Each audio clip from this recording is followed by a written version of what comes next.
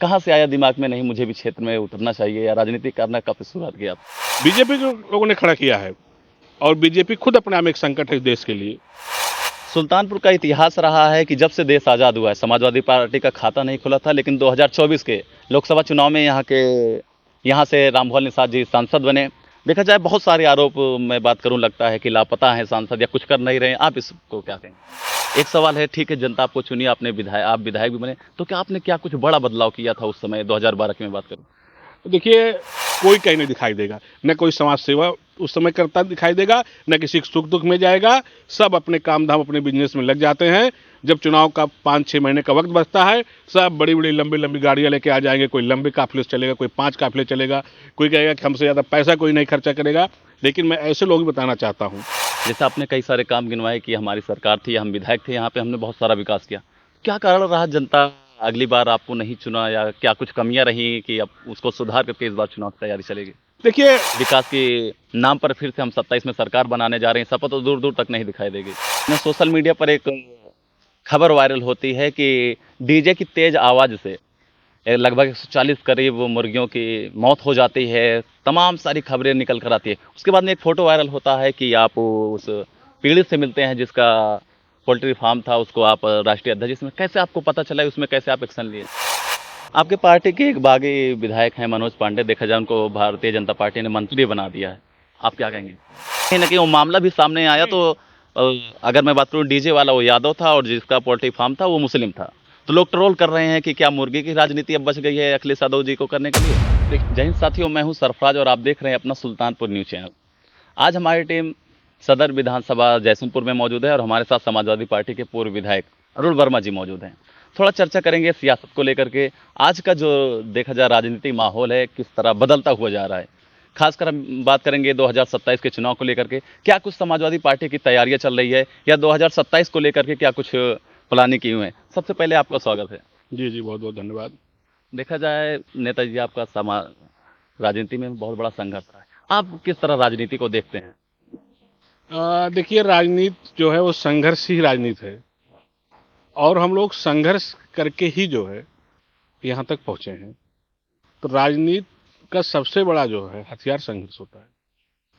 आप कैसे सपना देखे कि हमको जयसिंहपुर से विधायक बनना चाहिए, आप एक बार यहाँ पर विधायक भी बने, कहाँ से आया दिमाग में नहीं मुझे भी क्षेत्र में उतरना चाहिए या राजनीति करना कब से शुरुआत किया आप? देखिए, हम लोग कॉलेज टाइम से ही जो है, चूंकि हमारे पिताजी इस गांव के कई बार प्रधान रहे हैं, हमारे माताजी प्रधान रहे हैं। तो राजनीति कहीं ना कहीं शुरुआत से ही जो है हमारे परिवार में, हमारे बाबा जी जो थे वो इस गांव के मुखिया हुआ करते थे। तो शुरुआत से ही कहीं ना कहीं राजनीति में इच्छा थी। लेकिन हम लोग कॉलेज टाइम के दौरान, उस समय 2003-4 का दौर वक्त था, हम लोग की मुलाकात आदरणीय राष्ट्रीय अध्यक्ष श्री अखिलेश यादव जी से हुई।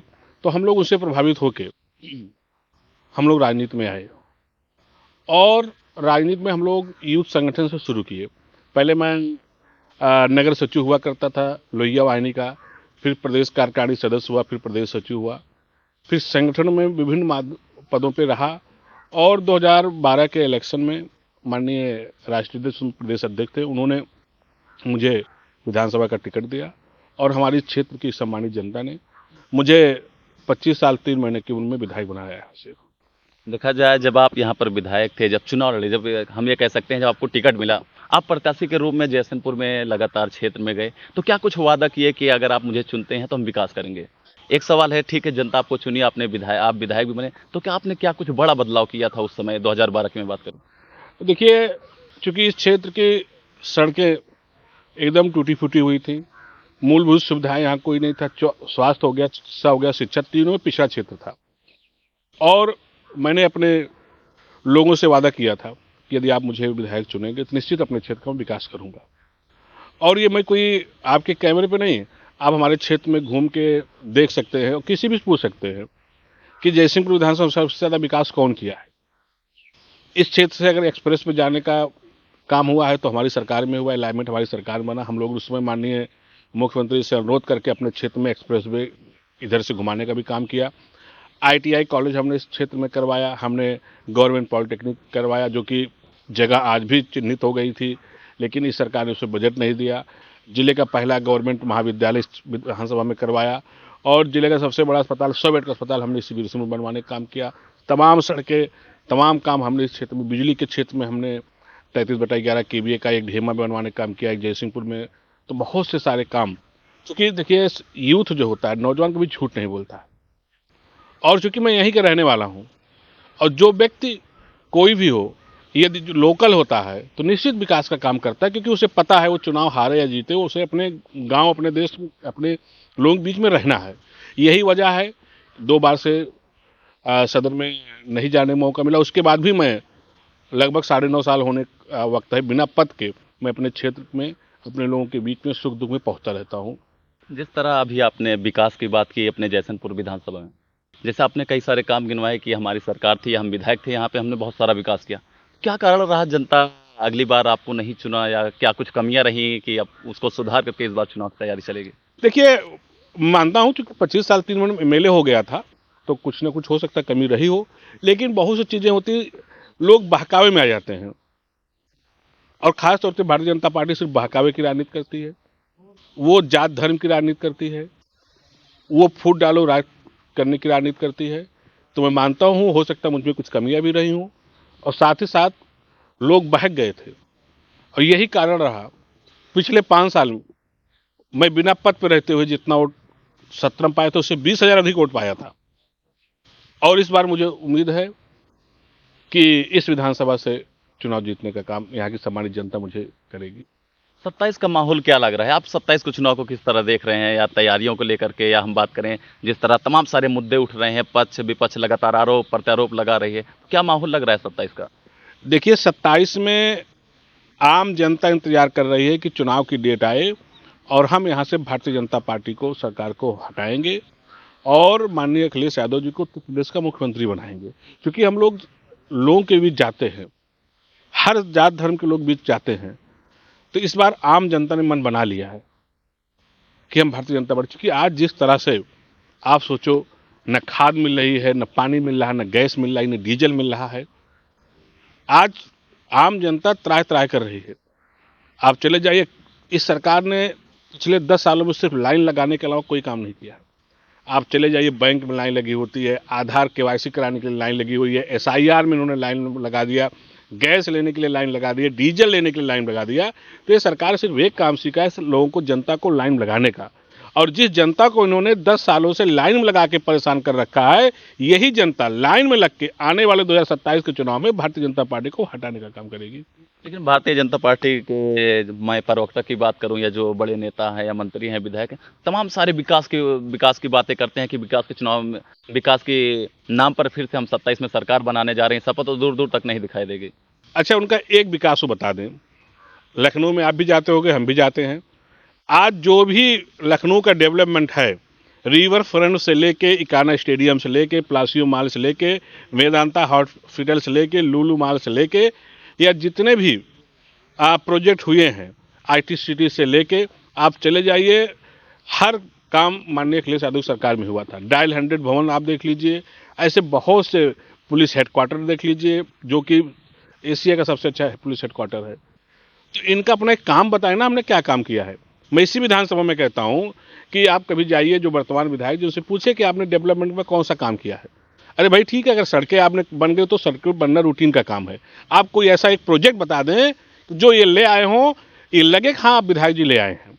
मैं तो कहता हूं, मैं गिना सकता हूं, 100 बेड का हॉस्पिटल ले आया, राजकीय ITI कॉलेज ले आया, महिला जिले का पहला गवर्नमेंट डिग्री कॉलेज ले आया, 2 सब स्टेशन 33/11 KVA के ले आया।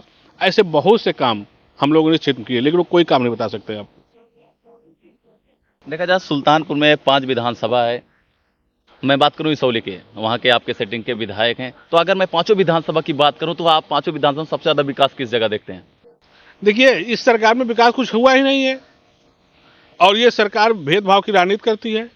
आपने देखा होगा भी न्यूज़पेपर के माध्यम से कि त्वरित आर्थिक विकास योजना के तहत माननीय मुख्यमंत्री जी ने, इन्होंने जहां इनके विधायक थे उनको 5-5 करोड़ रुपए विकास के लिए दिया है, और जहां समाजवादी पार्टी के विधायक थे वहां 1-1 करोड़ रुपए दिया है। आप बताओ, विधायक तो विधायक बराबर होता है ना। ऐसा था ही नहीं कि भाजपा विधायक अलग है, समाजवादी पार्टी का विधायक अलग है, और मुख्यमंत्री सबके मुख्यमंत्री होते हैं, चाहे वो पक्ष का विधायक हो चाहे विपक्ष का विधायक हो। लेकिन ये जात धर्म पार्टी देकर विकास का काम करने का प्रयास करते हैं।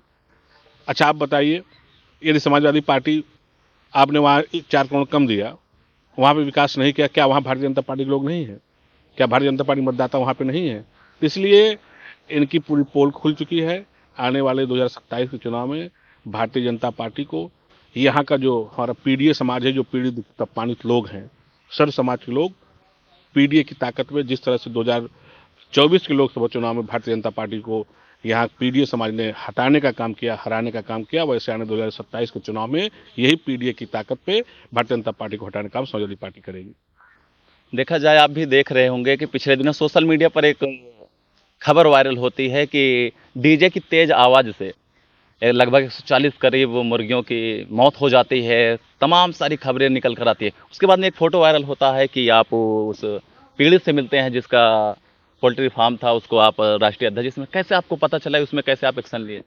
देखिए, वो जो घटना है, चूंकि उस घटना में जो मुझे जानकारी है कि उस घटना में वहाँ के लोग चाहते थे कि ये यादव बनाम मुस्लिम हो जाए। वो आपस में जात को जात लड़ाने का काम करते हैं।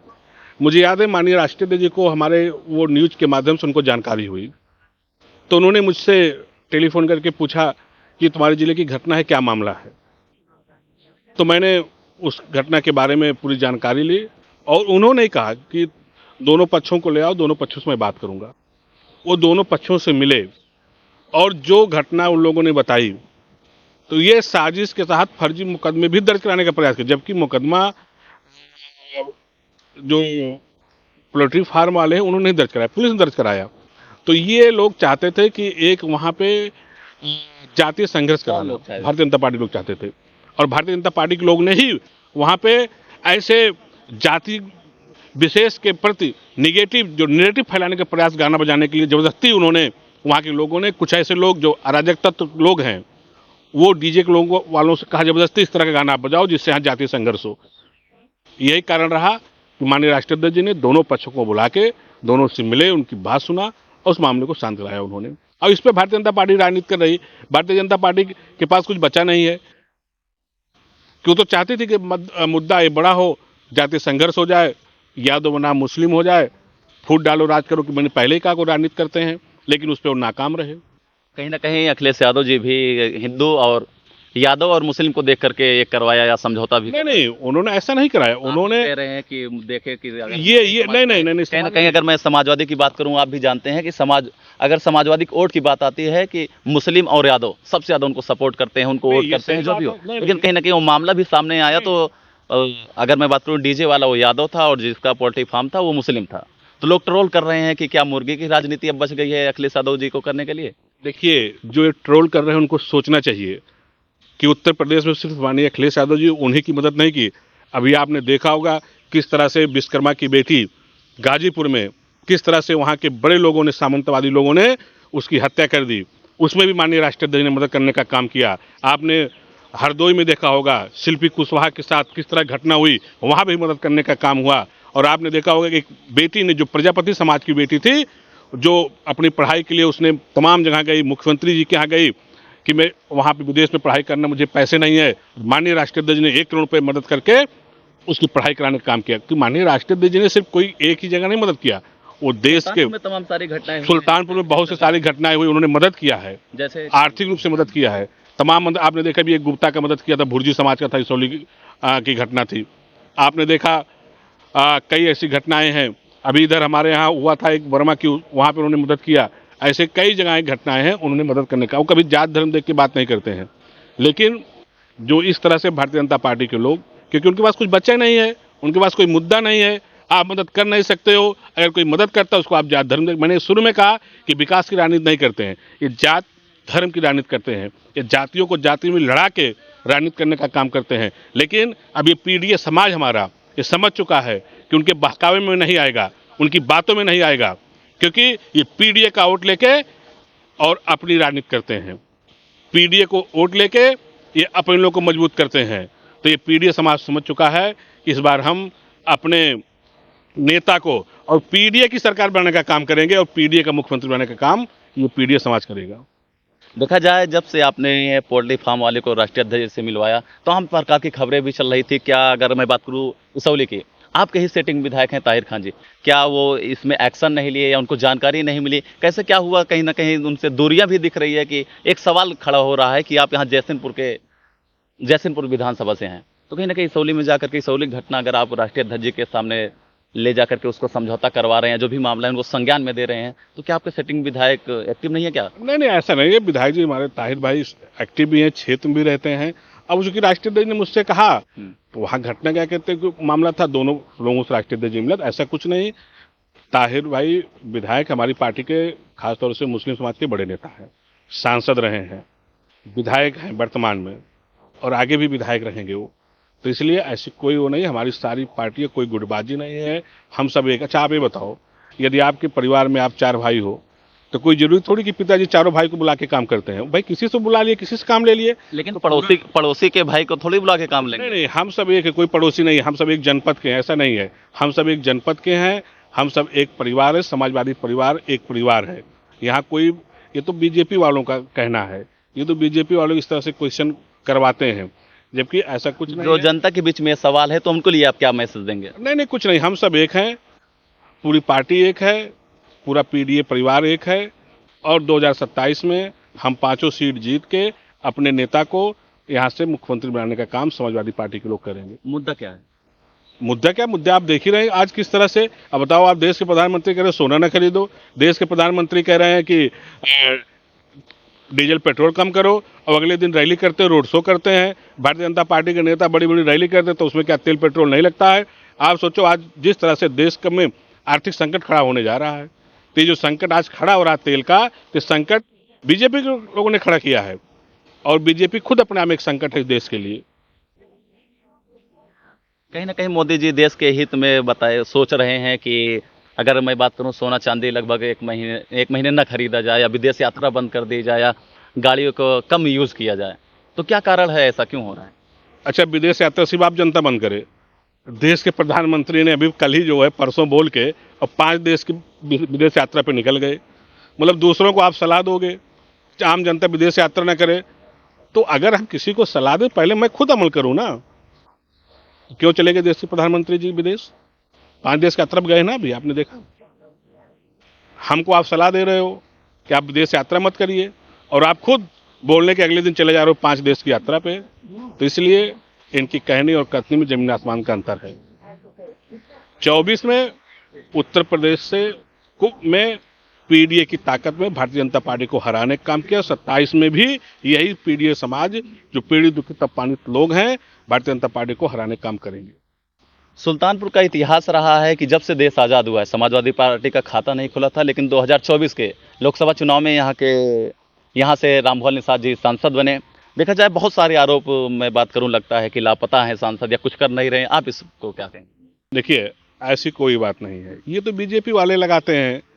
जिसके पास कोई मुद्दा नहीं है वही लगाता है कि लापता सांसद हैं। सांसद जी आते भी हैं, उनका बेटे जो प्रतिनिधि हैं परमानेंट क्षेत्र में रहते, आप उठा के सोशल मीडिया देख लीजिए, क्योंकि क्षेत्र बड़ा होता है। हम लोग एक क्षेत्र के विधायक रहते थे, या एक क्षेत्र की जिम्मेदारी हर जगह नहीं पहुंच पाते, तो जिला बहुत बड़ा होता है।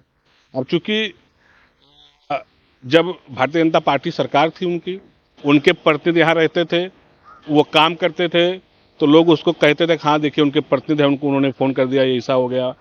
और आज भी उनके बेटे यहाँ से प्रतिनिधि उनके हैं, बराबर सबके सुख दुख में पहुंचते रहते हैं। सांसद भी पूरा पहुंचने का प्रयास करते हैं, और जहां तक हो सकता है क्षेत्र में आते भी रहते हैं। आपको नहीं लगता है सुल्तानपुर में और दौरा करना चाहिए, या सुल्तानपुर को ज़्यादा टाइम देना चाहिए? सुल्तानपुर के सांसद हैं, कहीं एक खाता खुला है 2024 में समाजवादी का। हाँ नहीं, ये बात आपकी ठीक है, सही बात है कि थोड़ा सा और समय सांसद जी को देना चाहिए। हम लोगों ने सांसद जी से निवेदन किया है कि सांसद जी थोड़ा सा और समय आप जो है इस क्षेत्र में दीजिए, तो उन्होंने कहा नहीं, हम रहेंगे। देखा जाए चुनाव के टाइम आप भी सांसद जब प्रत्याशी थे, आप भी निकल रहे थे अपने क्षेत्र में, उनके लिए वोट मांग रहे थे, उनको समर्थन कर रहे थे, तमाम सारे वादे कर रहे थे, अगर हमारे पार्टी से सांसद बनते हैं बहुत कुछ सुल्तानपुर में किया जाएगा। क्या देखते हैं आप इसको? देखिए, हम लोगों ने वादा भी किया था, और आज भी लोगों के बीच हम लोग पहुंच रहे हैं, लेकिन जो हमने कहा कि ये सरकार खुद भेदभाव का काम कर रही है। जिस तरह से हमने आपसे कहा कि विधायक चाहे सत्ता पक्ष का विपक्ष का एक बराबर होता है, लेकिन आप उठा के देख लीजिए तो डेवलपमेंट के वर्क आते हैं, जो काम आता भी, मुख्यमंत्री ने सभी विधायकों को 5-5 करोड़ दिया, लेकिन खाली भाजपा के, सपा के नहीं दिया, सिर्फ 1 करोड़ रुपए दिया। तो ऐसे ही सांसद जी ने तमाम चीज़ें हैं जो प्रस्ताव देते हैं, पता चला सपा के सांसद लिख के आया था कि बजट के अभावकरण आपकी योजना को अगले वित्तीय वर्ष में लेंगे। तो इसलिए उतने काम हम लोग नहीं करवा पा रहे हैं, लेकिन हम लोग यही लोगों से कह रहे हैं कि जिस तरह से आपने 24 में यहाँ से भारतीय जनता पार्टी को हराने का काम किया था, उसी तरह 27 में हराइए, अपनी सरकार बनेगी तो हम लोग दुगनी ताकत से जो वादे किए उसको पूरा करने का काम करेंगे। लेकिन मैं बात करूं क्षेत्र में निगेटिव मैसेज है कि अगर 24 के चुनाव में यहाँ से समाजवादी पार्टी के सांसद बने, कुछ नहीं कर रहे हैं, तो 27 को क्या किस तरह देखेंगे आप, क्या उनको बताएंगे? नहीं, देखिए हमारी सरकार नहीं, जितना हो सक रहा है उतना काम हो रहा है। फिर हम लोग चूंकि विपक्ष में है, इसलिए जनता ने मन बनाया है कि हम 27 में अखिलेश यादव जी को मुख्यमंत्री बनाएंगे। तो जो भी काम हम लोग के नहीं हो पाए होंगे, समय आने दीजिए, सरकार आएगी, उसको हम लोग 1 साल में पूरा कर देंगे। थोड़ा हम चर्चा करेंगे 27 के चुनाव को लेकर के। जिस तरह अगर मैं बात करूं आपके पार्टी के और भी जो भी पक्ष विपक्ष हैं, लगातार जनसभा कर रहे हैं, क्षेत्र में निकल रहे हैं। जैसे अभी आपने स्टार्टिंग में ही बताया था कि बरसाती जैसे बारिश होती है तो मेढक कुछ निकल आते हैं, बताते हैं कि समाज सेवा है, ये है, वो है। बहुत सारे ऐसे आपके भी नेता हैं, आपके पार्टी के जो बहुत बड़े प्रवक्ता बनते हैं, समाजवादी पार्टी के नेता बनते हैं, कि बहुत संघर्ष अपना बताते हैं, तो उनके लिए क्या कहेंगे आप? नहीं, देखिए समाजवादी पार्टी में ऐसा नहीं है। समाजवादी पार्टी में जो भी नेता हैं या जो भी चल रहे हैं वो लगातार क्षेत्र में आप चलते बताइए, हैं। किसी को बताइए कि ऐसे हमारे ये नेता हैं, हमारे बड़े भाई हैं, हमारे मित्र हैं, कि वो लगातार रहे उस क्षेत्र में। नहीं, तो हमारे जो भी लोग हैं सब क्षेत्र में रहते हैं, क्षेत्र में चलते हैं, शादी ब्याह में लोग आते जाते रहते हैं, कोई भी हो आप उठा के देख लीजिए। जो भी लोग टिकट मांगते हैं या जो भी हैं सब क्षेत्र में चलते हैं। कोई ऐसा व्यक्ति नहीं जो क्षेत्र में चलता। ये तो भारतीय जनता पार्टी में लोग ना कि 10 दिन में आते टिकट लेके विधायक बन जाते हैं, और फिर जब समय आता है तो उनको तो कोई क्षेत्र नहीं यहाँ से लड़ना है। जब चुनाव आएगा क्षेत्र बदल देंगे। आप देखिए 2017 के चुनाव में सीताराम जी 20 दिन चुनाव था, आए यहाँ से चुनाव लड़े, विधायक बन के चले गए, और जब दोबारा लड़ने का मौका आया, जनता को उनको काम का हिसाब किताब करने का मौका आया, जवाब क्वेश्चन करने सवाल करने का मौका आया, क्षेत्र छोड़ के चले गए लम्हुआ। उसके बाद बीच में फिर आ गए यहाँ से वर्तमान विधायक जी राजू उपाध्याय जी, उनको वो भी 20 दिन में विधायक बन गए। हो सकता है कि आने वाले समय में जब विधानसभा चुनाव हो तो फिर कहीं और चले जाएं, फिर दूसरा कोई आ जाए। ये तो भारतीय जनता पार्टी के काम है। हम लोग तो यहीं जहां से रहते हैं वहीं रहते हैं। हो गया 15 साल, 10 साल से नहीं लगभग पद पे हैं, तब भी क्षेत्र बने हुए हैं। हम लोगों को तो दल छोड़ा ना क्षेत्र छोड़ा। अगर हम जयसिंहपुर के विकास की बात करूं, तो पिछले 10 सालों से भारतीय जनता पार्टी के ही विधायक हैं यहाँ पर, तो क्या कुछ बदलाव देखते हैं यहाँ पे जयसिंहपुर का, क्योंकि आप जयसिंहपुर के ही रहने वाले हैं? देखिए, ये तो क्वेश्चन आप जनता से सवाल करिए, हमें तो कोई बदलाव नहीं लगता। आप बताइए, क्योंकि आप भी। हमें तो कोई बदलाव ही नहीं लगता है। आप चले जाइए जिधर आप देखिए कौन सा बदलाव बता दें हमको। हाँ ठीक है, कुछ सड़कें बन गई होंगी तो ये तो रूटीन का काम है। बड़ा एक्शन रहता है कि जहाँ पर खराब होती है उसको बनवाने को। अरे भाई कौन सा उसमें कौन सा एहसान है भाई? पीडब्ल्यूडी का हमने जितनी रोडें, तमाम रोडों को हमने उस समय ओडीआर में करवा दिया था। बहुत सारे रोडें थी। और ओडीआर कैसे होता है मैं पता, पूछ लीजिए आप विधायक जी से कैसे होता है। हमने लगभग सारी रोडें उस समय, मैंने चूंकि जे प्रस्ताव बनाता है, फिर एक पास जाता है, फिर एक्सीडेंट के पास जाता है, फिर एसी के पास जाता है, फिर चीफ इंजीनियर के पास जाता है, फिर प्रमुख सचिव के यहाँ जाता है, फिर पीडब्ल्यूडी मिनिस्टर के यहाँ जाता है, तब वो ओडीआर होता है। ओडीआर में ये होता है कि हर 5 साल में रोड अपने आप मरम्मत होगी, उसमें किसी का योगदान नहीं है। तो रोडें जो मरम्मत हो रही है तो भाई 10 साल होने जा रहा है, अगर 10 साल में रोड मरम्मत होगी तो उसमें कौन सा योगदान विधायक का है? भाई कोई ऐसा प्रोजेक्ट ले आए जिसको लगे कि हाँ ये विधायक जी ने लाया है। अब मैं गिना सकता हूँ, ये अस्पताल आया तो मैंने लाया, गवर्नमेंट डिग्री कॉलेज लाया तो मैंने लाया, फायर स्टेशन हमने जमीन चिन्हित कराई थी। आप पता कर ले जमीन चिन्हित कब हुई थी। उस समय वित्तीय स्वीकृति नहीं जारी हो पाई थी, वित्तीय स्वीकृति बाद जारी सरकार में हो गई थी। गवर्नमेंट ITI कॉलेज हमने ले आया। आप बच्चों का हॉस्टल यहाँ जूनियर हाई स्कूल सेमरी के पास मैंने ले आया। 2 KVA सब स्टेशन 33/11 KVA का मैंने ले आया। तो ऐसा कोई प्रोजेक्ट बताए ना कि हम ले आए हैं। खाली सड़क बताने थोड़ी काम चलेगा भाई। रोडें जो 5 साल मरम्मत होती है तो 10 साल मरम्मत हो रही है, तो उसमें कौन सा योगदान किसका है? वो तो विभाग कराता है। इनके प्रयास से कहला, इसको आप पूछिएगा। जो हॉस्पिटल आप विधायक थे अपने जयसिंहपुर में बनवाए हैं, उसका क्या हाल है? आज आप विधायक नहीं है। आप चले जाइए, पता कर लीजिए। न तो वहाँ MRI है, जबकि वो 100 बेड का आधुनिक उपकरणों से युक्त अस्पताल उसका नाम है, जिसमें उस समय जो उसमें प्रावधान था जो है, उसमें ICU यूनिट था, NICU यूनिट था, बर्न यूनिट था, MRI थी, बहुत सी सारी चीजें वहां थी, पोस्टमार्टम हाउस बना है, लेकिन आज पोस्टमार्टम हाउस वहां चालू, आज भी लोगों को दिक्कत होती है, कोई एक्सीडेंट से किसी की अगर जान चली जाती है तो उसको सुल्तानपुर जाना पड़ता है। आज भी एमआरआई मशीन वहां नहीं है। ऐसे बहुत से सारी चीजें हैं, अभी वो सिर्फ चल रहा है, जबकि वो सारी व्यवस्थाएं अभी नहीं है। और मैं विश्वास दिलाता हूं अपने क्षेत्र जनता को, यदि मुझे मौका मिलेगा तो जो मेरा सोच सपना था कि इस पूरे जनपद में ही नहीं, अगल बगल जनपद लोग उस अस्पताल में इलाज कराने के लिए आएंगे। अगर हम 2027 की चुनाव की बात करूं, जिस तरह आपने बताया कि लगभग 9 साल से हम फील्ड में ही हैं, अगर पद पर नहीं है आज, लगातार क्षेत्र में जा रहे हैं, लोगों से मिल रहे हैं, तो क्या कुछ माहौल लग रहा है जनता का? नहीं, इस बार तो मुझे लग रहा है कि हम लोग सरकार बनाने जा रहे हैं, सरकार बनाएंगे। जयसिंहपुर का क्या माहौल? जयसिंहपुर नहीं, पूरे प्रदेश का माहौल बता रहा हूं मैं, पूरे जनपद का हम लोग 5 सीट जीतने जा रहे हैं। भारतीय जनता पार्टी इस बार तैयार है? अब वो हम लोग भी चाहते हैं जल्दी डेट आओ चुनाव की, और हम लोग तो ये भी चाहते हैं कि जो वर्तमान में वही लड़े चुनाव। लेकिन भारतीय जनता पार्टी क्या करती है कि कभी कभी इधर उधर बदल देती है, तो इस बार हम लोग भी तैयार हैं। आप लोग भी क्या इधर उधर करके इस बार चुनाव लड़ेंगे? नहीं, ये तो पार्टी का नेतृत्व जो निर्णय होता है, देखिए हम लोग कोई चुनाव नहीं लड़ते, हम लोग पार्टी के वर्कर हैं, पार्टी का काम करते हैं। हमारी पार्टी तय करती है किसको चुनाव लड़ाना है, किससे संगठन काम लेना, किससे क्या काम लेना। यदि मुझे पार्टी चुनाव लड़ाएगी तो चुनाव लड़ेंगे, नहीं तो जो भी जिम्मेदारी देगी, संगठन की जिम्मेदारी देगी, संगठन काम करेंगे, या जिसको भी लड़ाएगी उसकी मदद करेंगे। तो हम लोग तो ये थोड़ी करें हम चुनाव लड़ेंगे, पार्टी लड़ाएगी लड़ेंगे, नहीं जिसको लड़ाएगी उसकी मदद करेंगे। आपके ही अगर मैं विधानसभा से बात करूं, वर्मा वो भी हैं, वो भी फील्ड में लगातार क्षेत्र में निकल रहे हैं, तो आप इसको किस तरह देख रहे हैं? टिकट के दावेदार हैं इस बार? नहीं, अच्छी बात है, अगर वो टिकट पा जाएंगे तो हम लोग उनकी मदद करेंगे, हमारी पार्टी के नेता हैं वो, कोई पा जाए। हमने आपसे शुरू में कहा कि जो भी पाएगा लड़ेगा चुनाव, तो हम लोग उसकी मदद करेंगे, और यही पार्टी में होना चाहिए। टिकट मांगना सबका अधिकार होता है, एक एक वर्कर जो भी कार्यकर्ता है, हम सब कार्यकर्ता हैं, ये तो हमारी पार्टी तय करती है किसको हमको चुनाव लड़ना है, किससे क्या काम लेना है, और टिकट मांगना सबका अधिकार है, और जो टिकट पा जाए उसकी फिर मदद हम सबको मिलकर करना चाहिए। तो जो भी हमारे यहाँ टिकट मांग रहे हैं, अच्छी बात है, टिकट मांगे, मेहनत करके करें, यदि उनको मिलेगा जो लोग मांग रहे हैं तो हम लोग उसकी मदद करेंगे। देखा जाए, अभी कुछ दिन पहले आपके राष्ट्रीय अध्यक्ष अगर मैं बात करूं, तो सुल्तानपुर में अखिलेश यादव जी का दौरा रहा।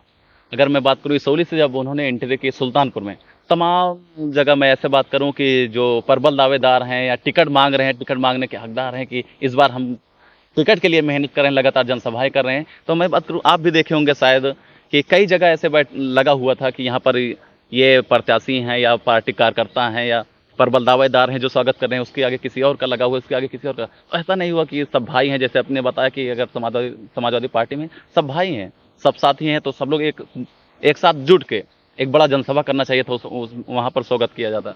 देखिए, पहले चित्त जान लीजिए, कोई राजनीतिक कार्यक्रम में तो आए नहीं थे, वो व्यक्तिगत। लेकिन आप लोगों ने बना दिया है, मैं कहूँ जो आपको पार्टी को। नहीं नहीं नहीं, देखिए वो कोई व्यक्ति राजनीतिक कार्यक्रम में आए नहीं थे, वो आए थे एक शादी के कार्यक्रम में, और जो शहीद हुए थे उनके घर जाना था। तो ये स्वाभाविक होता है, अगर वो हमारे नेता हैं, वो आ रहे हैं जिले में, तो स्वाभाविक अपना कार्यकर्ता स्वागत करेगा। भाई ये तो हम लोग भी अगर कहीं जाते हैं तो भाई कोई जरूरी थोड़ी कि एक ही जगह सब लोग खड़े स्वागत करें। भाई अगर हर लोग अलग अलग स्वागत करेंगे तो जब हमारी पार्टी मजबूत, हमारी पार्टी में लोग हैं कि जो अलग अलग कर सकते हैं। भारतीय जनता पार्टी के पास कोई है ही नहीं है, वो तो सब एक साथ जुटते हैं, सरकारी भीड़ आती है, उसी में स्वागत होता है, उसी में उनका सभा होती है। यहाँ पे तो लोग हैं, नेता हैं, कार्यकर्ता हैं, माननीय अखिलेश यादव जी को चाहने वाले लोग हैं, तो बहुत अच्छी बात है। अगर 10 जगह नहीं 20 जगह स्वागत हो तो हमारे नेता का सम्मान बढ़ेगा, हमारे नेता को ताकत दिखती है कि नहीं, हमारे इतने लोग हैं कि हर जगह हमारा स्वागत हो रहा है। कहीं ऐसा तो नहीं है पार्टी में कुछ गुटबाजी? नहीं, कोई गुटबाजी नहीं है, कोई गुटबाजी नहीं है भाई, जितनी जगह अलग अलग स्वागत है उतने, क्योंकि जिस रूट से हमारे नेता आ रहे थे वो तो हम लोग कहते थे भाई वहां पे ये स्वागत कर देंगे, वहां पे हम करेंगे, वहां पे ये करेंगे, वहां पे ये करेंगे, इस तरह से स्वागत का हुआ था। सभी लोगों ने अपने अपने जगह, लोग तो सब माननीय अखिलेश जी को चाहने वाले लोग थे ना, कोई किसी के लोग थोड़ी है भाई, हम किसी के आदमी थोड़ी हैं, हम लोग अपने नेता के व्यक्ति हैं, हम लोग समाजवादी पार्टी कार्यकर्ता हैं। तो इसलिए सब लोग अलग अलग, ये वक्त जितनी जगह स्वागत हो जाए उतना अच्छा है, उसी के तहत सब लोग अपना अलग अलग खड़े रहे, जिससे लगा कि हाँ नहीं, समाजवादी पार्टी के नेता को चाहने वाले इतने लोग हैं। देखा जाए सोशल मीडिया पर एक बयान बहुत ज्यादा काफी वायरल हो रहा था कि आपके सपा प्रवक्ता हैं जिन्होंने ब्राह्मणों के ऊपर आपत्तिजनक टिप्पणी की थी, इस पर क्या कहेंगे? देखिए, हमने भी सुना है। पहली चीज तो जो एक 7 सेकंड की क्लिप डाली गई है, पूरा वीडियो, ऐसा बयान देखा पूरा करते हैं पूरा ना, जिस पूरा तरह आप लोग वीडियो। मीडिया और की बात दूसरा कर रहे हैं। दूसरा देखिए, मैं व्यक्तिगत रूप से कहना चाहता हूं कि किसी को भी, किसी नेता, किसी कार्यकर्ता को ऐसा बयान नहीं देना चाहिए कि जिससे किसी जात धर्म को ठेस पहुंचे। इस तरह का बयान के मैं खिलाफ हूं, किसी को नहीं देना चाहिए। और हमारे नेता आदरणीय अखिलेश यादव जी कभी ऐसा, उन्होंने, आपने देखा होगा, हमेशा नेतृत्व के लिए और सर्व समाज को लेकर चलने का उनका प्रयास रहता है। आप देखिए, तो परशुराम जयंती मनाते हैं, वहीं महाराणा प्रताप जी जयंती मनाते हैं, वहीं पटेल जी की जयंती, सब समाज के लोगों की जयंती होती है, वो मनाते हैं, सब में जाते हैं और सबको सम्मानित करते हैं, सबको सम्मान देने का काम करते हैं। तो मैं समझता हूं कि जो हमारे प्रवक्ता भाटी जी ने जो बयान दिया है, हो सकता है उनका व्यक्तिगत बयान, लेकिन मैं व्यक्तिगत रूप से कहना चाहता हूं कि इस तरह का बयानबाजी उन्हें नहीं करना चाहिए जिससे किसी जात धर्म को ठेस पहुंचे। आपके पार्टी के एक बागी विधायक हैं मनोज पांडे, देखा जाए उनको भारतीय जनता पार्टी ने मंत्री बना दिया है, आप क्या कहेंगे? अब देखिए, बागी वो यदि चले गए भाई, वो तो 3 बार से विधायक, तो समाजवादी पार्टी ने उनको बनाया था। अभी उन्होंने पार्टी छोड़ दिया, उनको पार्टी कह रहे हैं जो राम की बात करते हैं हम उनके साथ में हैं। अब देखिए, एक कहावत है कि यदि आपको साथ छोड़ना तो कोई ना कोई आप आरोप लगाओगे, और वो दल अभी तक आपके लिए अच्छा था। जब किसी को अगर साथ छोड़ना होता है तो ऐसे ऐसे तमाम आरोप लगाते हैं, लेकिन ये तो जनता 2027 के चुनाव बताएगी कौन सही है कौन गलत है। नेताजी बहुत बहुत धन्यवाद है। चलते चलते क्या कुछ कहना चाहेंगे 2027 के चुनाव को लेकर के, जो आपको देख रहे हैं, सुन रहे हैं, उनको क्या मैसेज देंगे? देखिए, 2027 के चुनाव को लेकर मैं अपने जनपद के सभी समाजवादी लोगों से कहना चाहता हूं कि हम सबको एकजुट होकर भारतीय जनता पार्टी को हराना है और अपने नेता के लिए हमको काम करना है। माननीय अखिलेश यादव जी को मुख्यमंत्री बनाना है। और हम सबको सिर्फ एक चीज याद रखना है, एक निशान साइकिल निशान और एक चला माननीय अखिलेश यादव जी, वही प्रत्याशी होंगे और वही निशान जो है प्रत्याशी हमारा होगा। बाकी कौन चुनाव लड़ता है कौन नहीं लड़ता है, इससे हम लोगों को कोई मतलब नहीं है। हमको सिर्फ एक निशान को नजर हमारी है, साइकिल। हमको साइकिल को मजबूत करना है और माननीय अखिलेश यादव जी को मजबूत करना है। वो जिसे भी अपना प्रतिनिधि के रूप में सैंबल देके भेजेंगे, हम सब उसकी मदद करके उसे जिताने का काम करेंगे। चलिए, बहुत बहुत धन्यवाद। जिस तरह आप भी देख रहे हैं 2027 का चुनाव नजदीक आ रहा है, तमाम सारे पक्ष विपक्ष के जो भी हैं, लगातार उनका आरोप प्रत्यारोप वायरल हो रहा है, एक दूसरे के ऊपर लगा रहे हैं। लेकिन चुनाव आता है तो जनता तय करती है हमारे यहाँ का विधायक कौन बनेगा, हमारे यहाँ का सांसद बनेगा। तो हमारी टीम आपके यहाँ आएगी, आपके ग्राम सभा में आएगी, आप लोगों से बात करेगी, क्या कुछ मौजूदा विधायक हैं, आप वो बदलाव किए हैं, या 2027 के चुनाव को लेकर के आप किसको चाहते हैं। इसीलिए बने रहिए हमारे साथ। बहुत बहुत शुक्रिया।